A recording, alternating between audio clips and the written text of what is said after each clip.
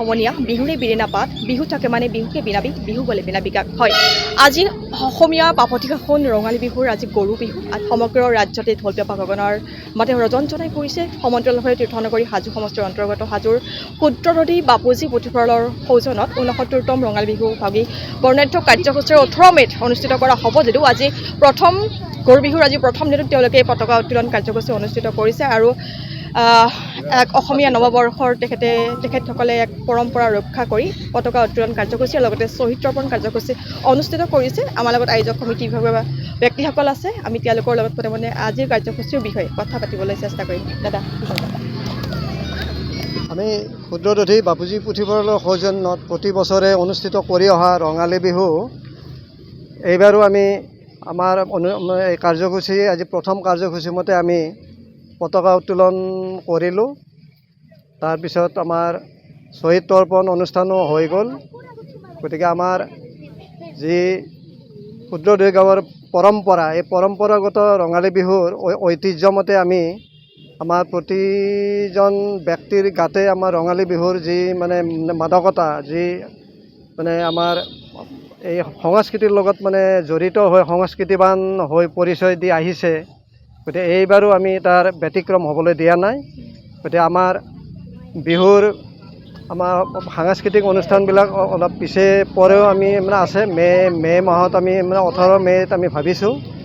গতিকে আজি এই প্ৰথম কাৰ্যসূচী আমাৰ সফলভাৱে আমি ৰূপায়ণ কৰিলোঁ পতাকা উত্তোলন কৰি।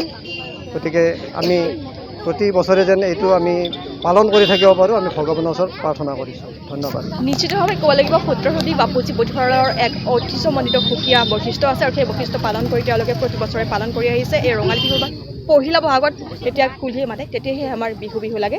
আমাৰ লগত আৰু আছে বিশেষ ব্যক্তি, আমি কথা পাতিবলৈ চেষ্টা কৰিম। আপোনালোক ধন্যবাদ জ্ঞাপন কৰিছোঁ। আপোনালোক এই অনুষ্ঠানলৈ মই ধন্যবাদ জ্ঞাপন কৰিছোঁ। আমাৰ সূত্ৰনদী বাপুজী পুথিভঁৰালৰ সৌজন্যত আমি এইবাৰ ৬৮তম উদযাপন কৰিছোঁ, ৬৮তম দিৱস উদযাপন কৰিছোঁ। আপোনালোকে গমেই পালে যে আমাৰ ইয়াত সকলো মানুহে স্বতঃস্ফূৰ্তভাৱে ওলাই আহে বিহু কৰিম বুলি। কিন্তু আমাৰ এটা দুখৰ বিষয়, আমি ইয়াতে চৰকাৰে আমি যোৱাবাৰো এপ্লিকেশ্যন কৰিছিলোঁ যে ৫০,০০০ টকাটো পোৱাৰ কাৰণে, কিন্তু আমি দুৰ্ভাগ্যবশতঃ আমি পোৱা নাই আৰু এইবাৰো আমি বঞ্চিত হ'লোঁ। কিন্তু আমাৰ কি দূষিত হৈছে আমি নাজানো, কিন্তু আমি সেইটো বৰ দূষিত। সেইকাৰণে আমাৰ মনত অলপ আশা এটা ৰৈ গ'ল যে যিয়ে নহওক আমি এইটো পাম কেতিয়াবালৈ আমি হ'লেও। কিন্তু বিহু বোলতে আপোনালোক গোটেই বিহু কথাত সকলোৱে একেই কথাই ক'ব। গতিকে ৰঙালী বিহুৰ ৰঙালী ৰূপ লৈ এতিয়া চ'তৰ পিছতে ৰঙালী বিহু, এই ৰঙালী বিহুৰ মানে সকলোৰে এটা মানে মনত উৎসাহ আহে, উদ্দীপনা আহে, মানে এটা মনৰ এটা ফূৰ্তি, যাক নেকি আমি ভাষাৰে বুজাব নোৱাৰা।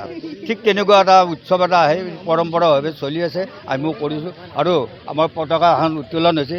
এই পতাকাৰ উত্তোলন মই এইটো কথাই ক'ম যে আমাৰ ৰঙালী বিহুৰ যিটো আমাৰ জাতীয়, আমাৰ অসমীয়া জাতিৰ যি চিন-স্বৰূপ, সেইটো এটা আমাৰ প্ৰতীক হিচাপে ৰৈ যাব। সেইটো আমাৰ জাতীয় উৎসৱ বুলি আমি ধৰি ল'ব পাৰোঁ, ধৰিছোঁ। আমি জাতীয় উৎসৱ আমাৰ বহাগী বিহুটো। গতিকে মই আশা ৰাখিছোঁ সদৌতিৰে মানে সুস্বাস্থ্য থাকক আৰু সকলো যাতে গোটেই অসমখনতে আমাৰ এই বিহুখন সুকলমে যায় আৰু সকলোৱে ভালে পালন কৰিব পাৰে, তাৰে আশীৰ্বাদ দিছোঁ। আৰু সেই ভগৱানৰ ওচৰত প্ৰাৰ্থনা কৰি মই আপোনালোকক ক'বলগীয়াখিনি ক'লোঁ। ধন্যবাদ।